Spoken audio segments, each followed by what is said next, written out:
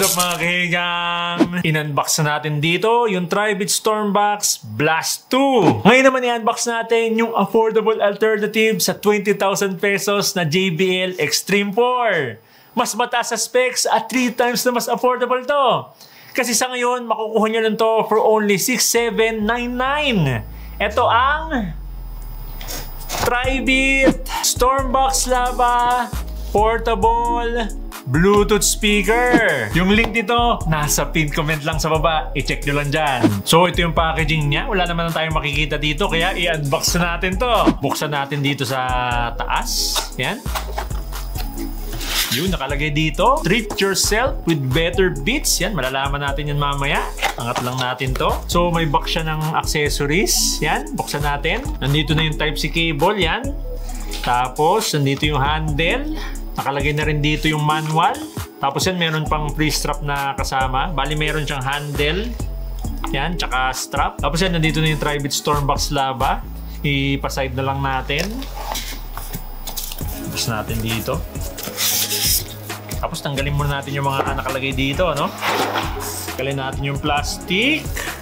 Yun! So, compact size na party speaker to. Magkabilaan yung passive radiator para sa bass. Tapos may sabitan din ng handle or strap para mas madaling bit-bitin. Tamang-tama lang yung size nyo. Ito na mismo yung Tribit Stormbox Lava. Nasa 2 kilograms lang, kaya madaling bit-bitin. Tsaka napaka-solid ng build quality. Combination ng fabric, yan. Tsaka rubber dito sa sides. So yun, nandito yung logo Tribit. Tapos andito yung fabric, palibot. Pati sa likod meron din. Pero hindi to 360, sa harap lang yung speaker niya. Yan. Tapos yan, magkabilaan yung passive radiator niya. Bali, rubber din yan. Dito sa ilalim, may rubber fitting din para hindi dumula sa table nyo, no, pag pinatong nyo. Naman sa taas yan, makita natin dito yung sabitan ng strap. Yan. Tapos nandito yung mga buttons. Bali, rubberized din yung part na to, no? Tapos yan, makikita natin dito yung power button, Bluetooth pairing button, volume down, previous song, play pause, volume up, next song, X-Bass, yung pang-enhance ng bass niya. Mamaya susubukan natin yan. Tapos ito yung TWS or True Wireless Stereo Pairing. So pwede tayo mag-pair dito ng up to 100 plus Tribit Stormbox Lava. Sobrang hataw ka na nun kung 100 plus yung binili mo tapos i-pair mo silang lahat. Tapos yan, check naman natin dito sa likod. Iangat lang natin tong rubber fitting. Yun. So yan, meron na dito Type-C port for charging. Tapos USB-A pag mag-charge kayo ng mga gadgets nyo. Tapos yan, meron ng 3.5mm na auxiliary port. Wala nga lang tong fast charging kasi abutin ka dito ng 3 hours bago to ma-charge. Pero tumatagal naman yung battery nito ng up to 24 hours. Tamang-tama din to sa mga outing kasi naka IP67 water resistance na to. Kaya okay lang kahit mabasa ng tubig. Okay mga kaigang, i-on na natin to. Tapos i-pair natin sa phone natin. Press na natin tong power button. Uy, kunin natin yung phone natin. Yan, nandito na yung Tribit Stormbox Lava. Yan, tap lang natin. Yun, naka-pair na kagad sa phone natin, no? Ang bilis lang kasi naka-Bluetooth 5.4 na to. So bago natin testing ito sa music, check muna natin tong Tribit app. Available to sa iPhone at Android. So dito sa Tribit app, yan, pag tinap natin tong speaker, makita natin dito yung volume control, tsaka yung play pause, previous song, next track. Tapos pag tinap natin tong equalizer, yan, may mga naka-ready ng preset. So by default, naka X-Bass siya, no? Pero pwede nyo ding i-off yan. X-Bass off. Merong audiobook, classical, rock, tsaka jazz. Kung gusto nyo gumawa ng sarili nyong preset, yan, tap nyo lang itong customize. Tap nyo itong plus sign. Yan, kayo na bahala magtimpla dito, no, kung ano yung trip nyo. Tapos yan, dito naman sa settings, makita natin dito, yan, countdown to shutdown. Tapos yung equalizer button, yung X-Bass button, pwede natin i-customize. Bali yung default dito yan, pag naka-light off yung X-Bass button, syempre naka-X-Bass off. Pag naka-white light yung X-Bass button, syempre naka-on yung X-Bass, no? Pero pwede nyo din palitan yan. Yan, pumili na lang kayo dito kung ano yung setup nyo. So, sarili nyong preference na to, no? So, yun na lahat ng features itong Tribit app, mga kaigang. Kaya, itest na natin to sa music. Okay ngayon, itest na natin to sa music. Bale, sinet natin to sa AAC yung codec. Tapos, naka-off yung X-Bass.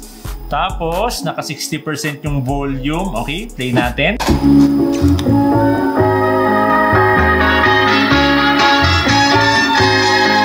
Give it to me.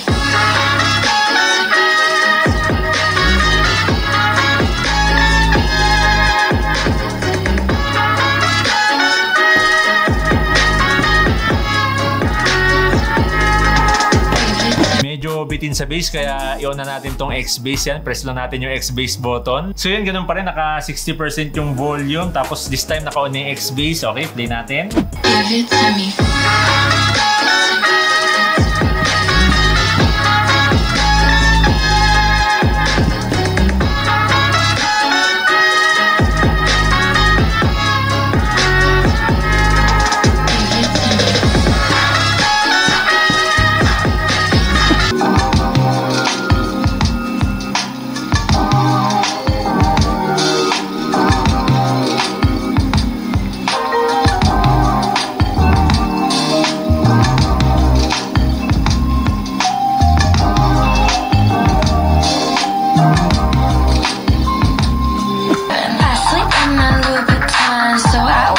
Sexy.